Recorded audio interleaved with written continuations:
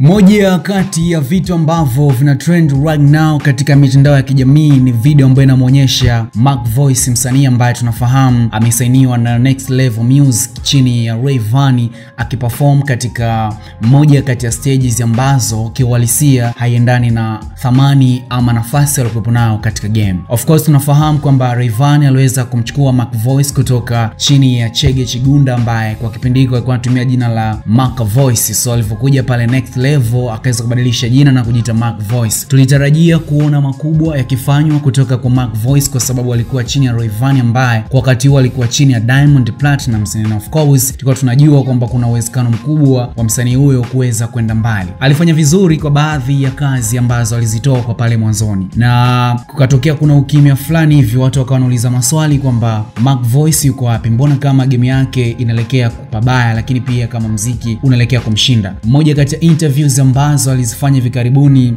Rayvanny alivyoulizwa kuhusiana na Mac Voice akasema kwamba yeye binafsi anaona kama Mac Voice yupo sehemu sahihi na anatoa ngoma zinafanya vizuri, lakini pia anafanya vizuri sana katika zile social platform ambazo zimekuwa zikitumika kwa ajili ya kuuza muziki. So video hii ambayo ina trend inatengeneza pia maswali mengi kuona kama Rayvanny alitopanga na hali ya Mac Voice ipo sawa, kwa sababu hii ni video ambayo inamuonyesha Mac Voice akiperform mbele ya watu, lakini jinsi anavyoperform, kwanza audience ambao anao pale, lakini pia mwitikio kutoka kwa audience sio mzuri. Lakini pia hii show inaonyesha kwamba ni zile show ambazo wanafanya wasanii ambao wamekata ringi ama wale ambao wanajitafuta, na mara nyingi zimefahamika kama chaka tu chaka. Utakuwa unakumbuka hivi karibuni, last year kulikuwa kuna video ambazo zilimuonyesha Rich Mavoko pia akiperform katika hizi show za chaka tu chaka, ikiweza kutengeneza maswali mengi. So this time around Mac Voice akifanya hizo show za chaka tu chaka. So kwenye comment section ukipita kwenye hizo page ambazo wameweza kuposti video, watu wanajiuliza maswali kwamba Mac Voice nini kimempata? Ametoka Next Level Music ama Rayvanny ameshindwa kummanage msanii wake na kutengeneza brand, kupata shows, lakini pia kutengeneza hit song kama jinsi ambavyo alivyokuja, ama kitu gani kimeweza kutokea? Kila mtu anajiuliza na hakuna mtu mwenye majibu zaidi ya Rayvanny mwenyewe ama Mac Voice kama atamua kulizungumzia swala hili. So kama una comment yoyote, drop your comment hapo